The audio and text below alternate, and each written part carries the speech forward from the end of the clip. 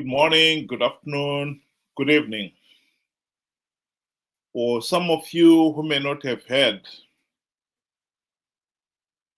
Emerson Mnangagwa has announced today that he is definitely not pushing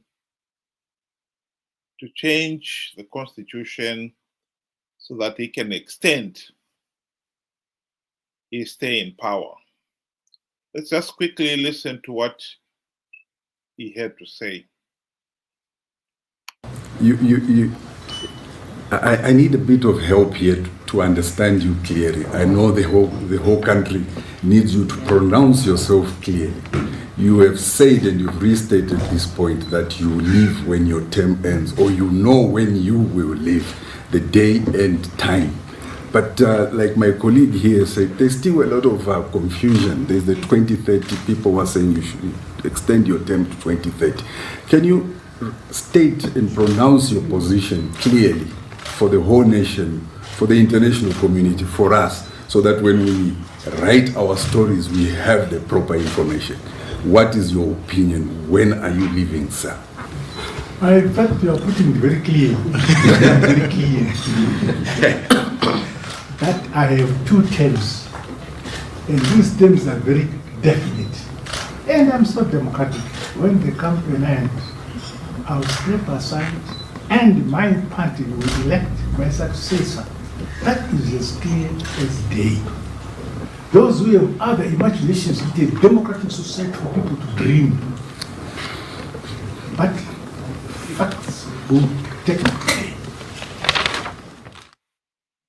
Well. Ben, what do you think brought this about?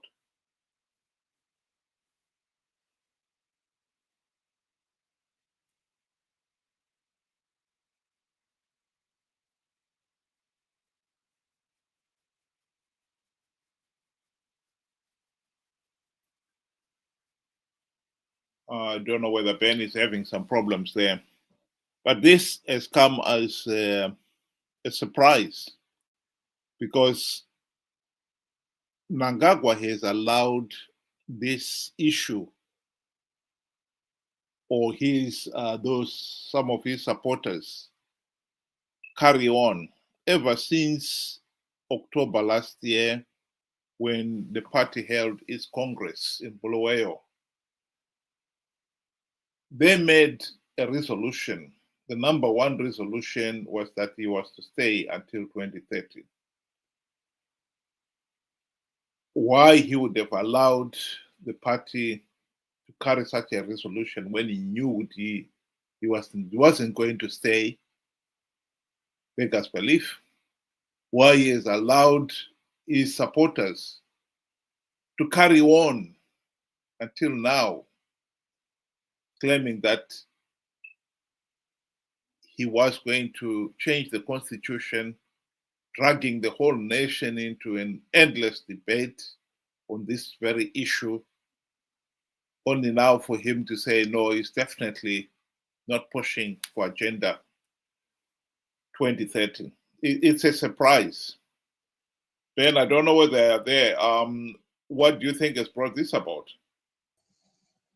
Good day to you and good day to everybody. It's, for me, we shouldn't be really dwelling on this issue of 2030. Is he going to be there or is he not going to be there? The main issue is, even if we are going to have 2030, or before 2030 we are going to have elections, are those elections incredible? That is the main story, and that should be our agenda. This is just a sideshow trying to take us off the ball, because now that the proclamation has been made, let's say the proclamation, and he sticks to it, we still have the fight for free and fair elections. ZANU-PF will rig whatever election happens going into the future. So basically we can say we are still on ground zero. We have not moved an inch. Rather, we have been fighting with, a sideshow that still leaves us with no viable option.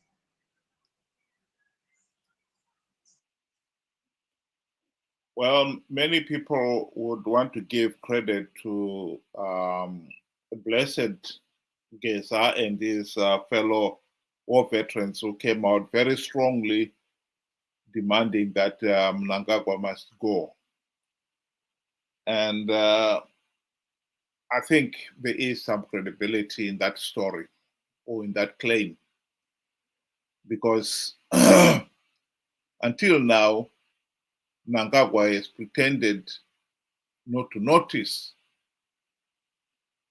the growing bandwagon of those saying he must stay until 2030. So yes, I think Blessed Geza and others deserve the credit for it. But I think the next question that one is going to ask is, what next for Boda Geza? Blessed Geza and his comrades? Are they going to stop campaigning that Mnangagwa must resign and concentrate on making sure that their candidate is elected at the next ZANU-PF party congress as the party candidate for the 2028? I think it's worth speculating on that. What are your thoughts on that one, Benji? See, going back, if you listen to the rumor mill, you would have an understanding that, Mnangagwa and Chiwenga had a pact that one would go and be president for their 2 terms, and then the other one would come in. So this 2030 movement had kind of derailed that gentleman's agreement. And this is how these war veterans came into play, to kind of force the hand and remind Mnangagwa that no, there was an agreement. And if you do not honor that agreement, we can even push you out today. Right? So that was the real reason. And for the press conference that Mnangagwa had, I think this is to try and give surety to the opposite, faction, to say, no, we have that agreement, and I intend to keep that agreement. Whoever is saying the 2030, is having, their own thoughts, I have nothing to do with it. And then the good question is, what next? Because as Zimbabweans, we have taken this 2030, agenda to be a priority, and have since forgotten that, we need to address the element of rigged elections. And that should have been the priority, and that should have been on top of the agenda ever since. Because now that we know that probably the agreement is going to be kept, we know that ZANU-PF is going to rig to facilitate for Chiwenga to come in. Where does that leave us? Like I said, we are still on ground zero. We have not moved an inch. Well, my belief would be that the Chiwenga camp will now concentrate on making sure that their man is the ZANU-PF candidate for 2028. And the calls for him to leave will die down. So the question that will have to be asked then is, for the ordinary Zimbabweans, what should be our focus? Well, I totally agree with you there. Our focus should be on 2028 elections. We know that Mnangagwa and ZANU-PF blatantly rigged the 2023 elections. SADC and the AU condemned the process as flawed and illegal.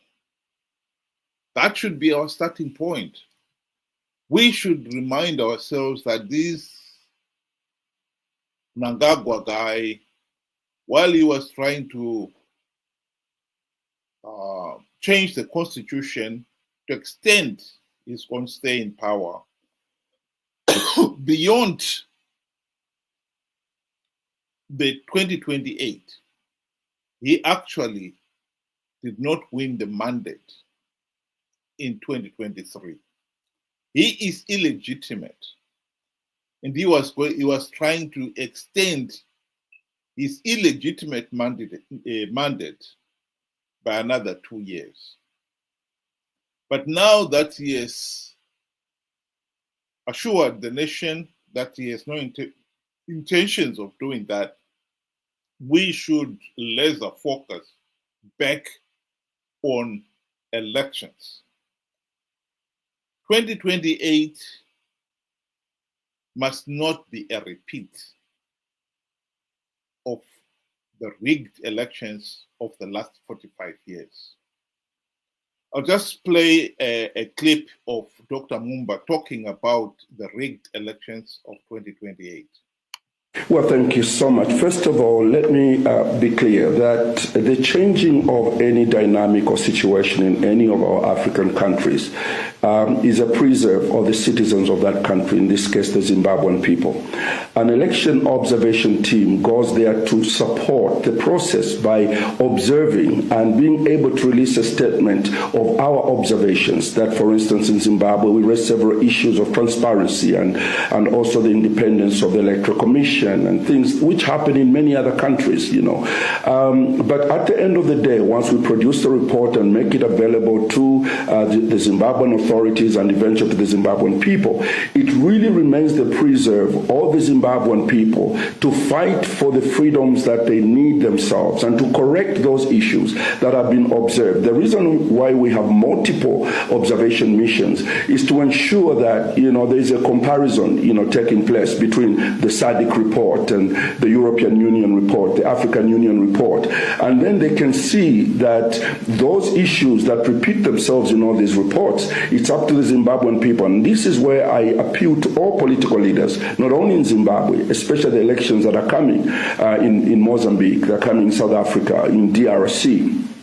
We have to make up our minds that, look, at the end of the day, once the people in the country are given an opportunity to monitor the elections, because they also monitor, it starts not during the day of elections. They must make sure that the constitutional lacunas that can affect a good election are dealt with months before the election. And they must fight to ensure that there's a level playing field. They should never wait for the time when the election is taking place. They must also insist that the electoral commissions and the governments in those countries abide by international norms in holding democratic elections. And this fight must be more vicious before the election comes. I think that message is loud and clear. And I think we must refocus our minds, laser focus our minds on what Dr. Nevas Mumba was saying there.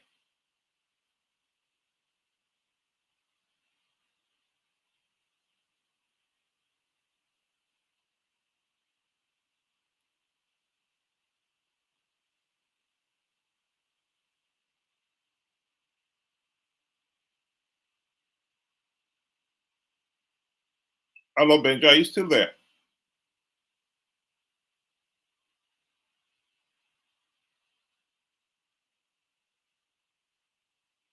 Sorry about that. Seem to be lost Benja again. But the most important thing here is that these issues of the elections being flawed is something that we have known in Zimbabwe all along. I think it is really disappointing that 45 years after independence, we are still failing to hold free, fair, and credible elections. It's absolutely shocking. And it is not as if it is rocket science. This is nothing. It's not difficult to understand what constitutes free, fair, and credible elections. And many people have already identified that elections in Zimbabwe are flawed. The 2008 elections were the watershed in that ZANU-PF showed what the party was willing to do to win elections. They declared their card.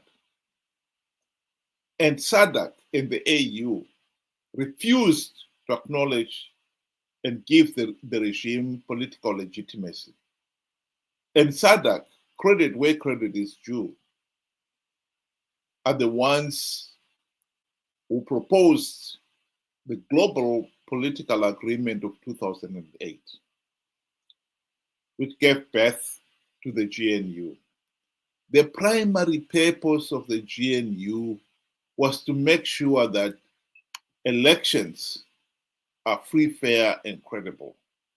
And the primary purpose of the GNU was to implement the necessary democratic reforms to make sure that elections in future are not a repeat of the blatant cheating and the wanton violence of 2008.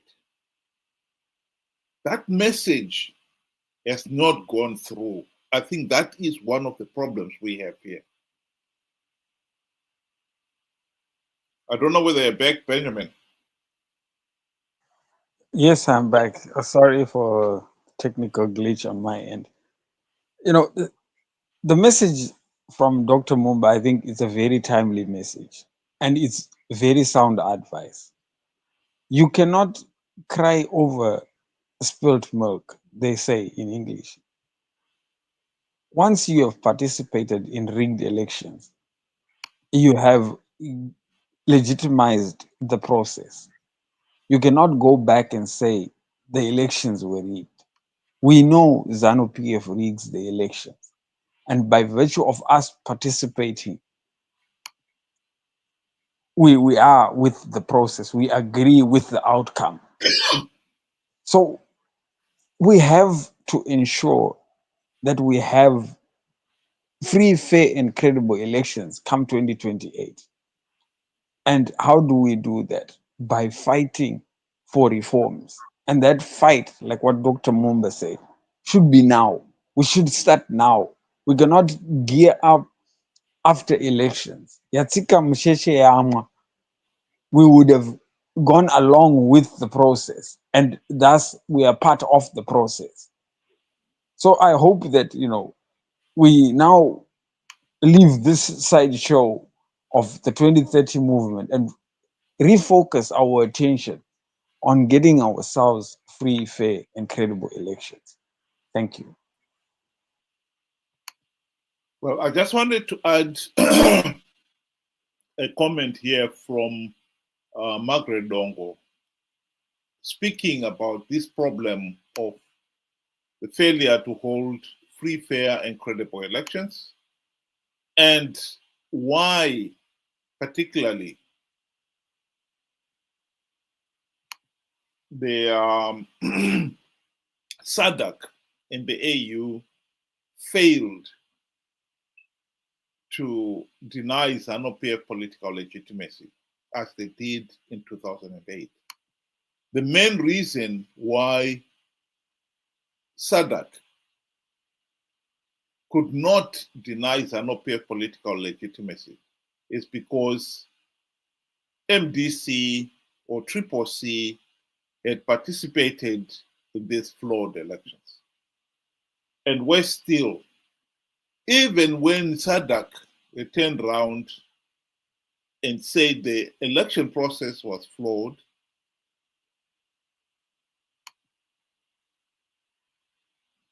C leaders who had won the various seats in those elections went ahead and took up their gravitating seats, which made it near impossible for SADC to intervene.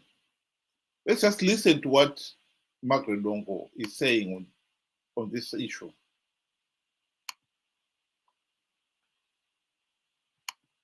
You sit in the Central Committee, and I'm sure you still have colleagues. It's like tea. Chai, Kenyans call it chai. It's like tea. Now it's no longer in the hierarchy only. It's now it is developed even in the grassroots. It's even more ways in the grassroots because these are the grassroots people who see their leaders being corrupt. So they are thinking that it's a type of life that should exist. And then the corruption is shrunk right to the grassroots. There's now corruption everywhere. Worse off with the leadership.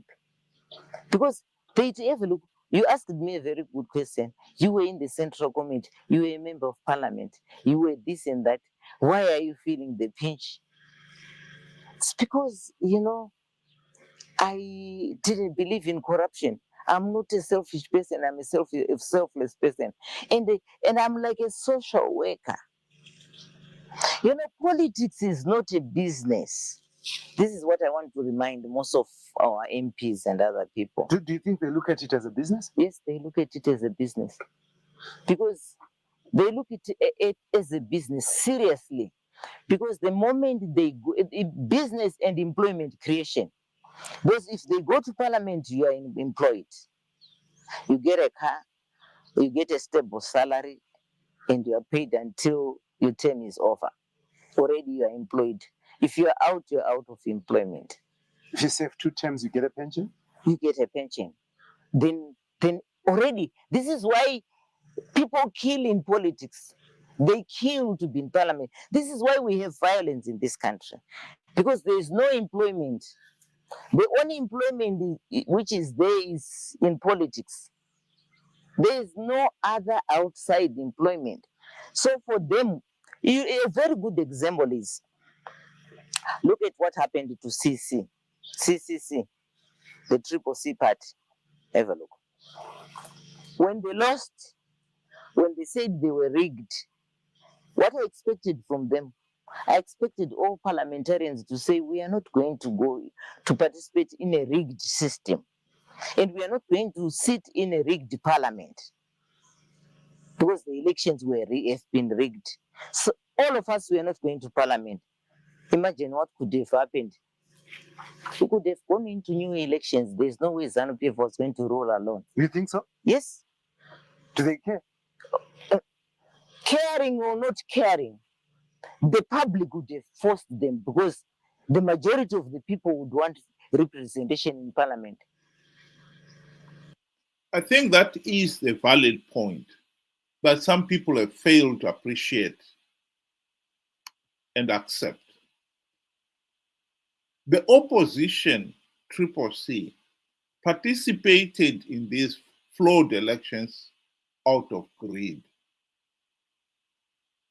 They knew the process was being rigged, but they still participated because they were after the few gravitating seats that the new ZANU-PF was giving away to entice the opposition to keep participating.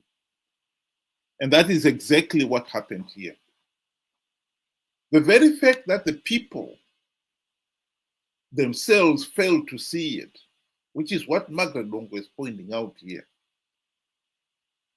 In fact, she goes on to explain that in some of those cases,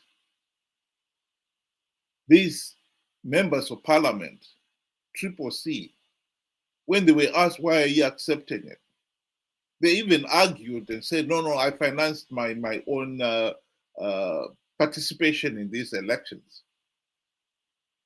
As if to say, I am therefore entitled to take up those gravitating seats, regardless of the process being flawed.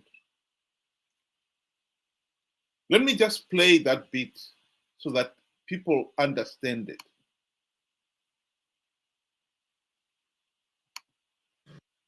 Who could have thought that this simple ear trick could help fight off? My apologies. We are now into adverts. Ben,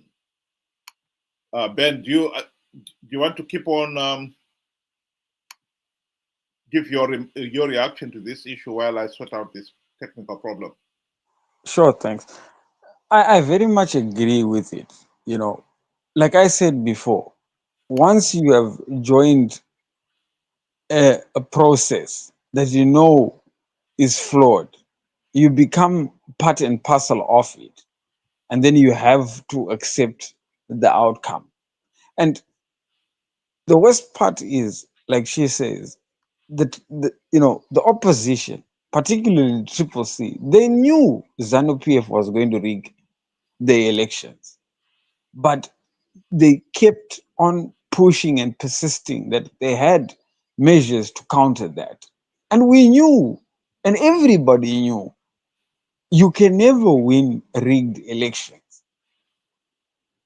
Lo and behold, here we are. And the worst part is that they are going to drag us into the 2028 elections without even addressing the problems that were raised even by SADC, by the AU, by all observer mission bodies that came to observe Zimbabwe.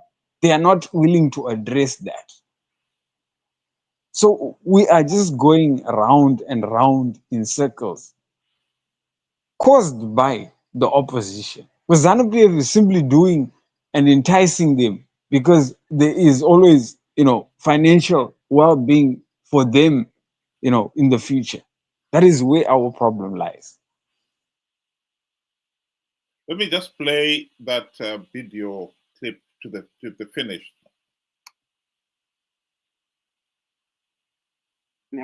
But they realized that, you heard them complain, I used my own money to be in parliament. But what about me who have voted for you? I used my own money. So the idea is to recover. Is it a business where you want to recover your losses? Is it a business?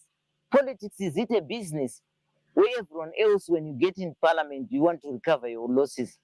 A good example is now, parliamentarians have been elected. I don't know when we last saw our member of parliament in this area. Well, the point she was making earlier on about Triple C leaders who had won their seats, insisting that they had to take them up because they wanted to recover what they had spent on the elections, is a valid point. This is the same point that David Coulthard was admitting in the book when he said the election process was so flawed, so illegal, the logical thing would have been to stop participating in these flawed elections. But he admitted that they all participated because they knew if they don't participate, the other side will participate and win those few seats that ZANU-PF was giving to entice the opposition to participate. And let's face it, being elected a member of parliament has become very lucrative indeed. You get a US $40,000 to $60,000 vehicle, and now it looks like this has been upgraded. You get it every 2 years. And then there is the generous parliamentary salary as a member of parliament. And then there are all these other perks. In November 2022, just before the elections, all MPs and senators were given $40,000 called a housing loan. Everybody knew it was a bribe. So when you become a member of parliament, as Margaret Longo said at the beginning, it becomes a very lucrative business. And some of these MPs have been willing to spend upfront a lot of money to make sure they win. But some of them knew the elections were being rigged. and that by participating, they're only giving the process legitimacy. But they were willing to go along with that as long as they are the few who win those lucrative seats. This is a theme that we must come back to again and again and again between now and 2028 elections. Participating in flawed elections is the number one challenge the nation has got to face.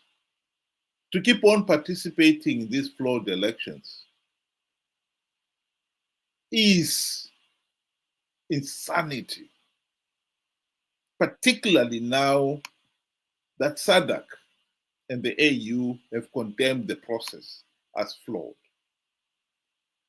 But we will be coming back to this theme because I believe we must raise our focus now on 2028 elections. What do we need to do as a nation?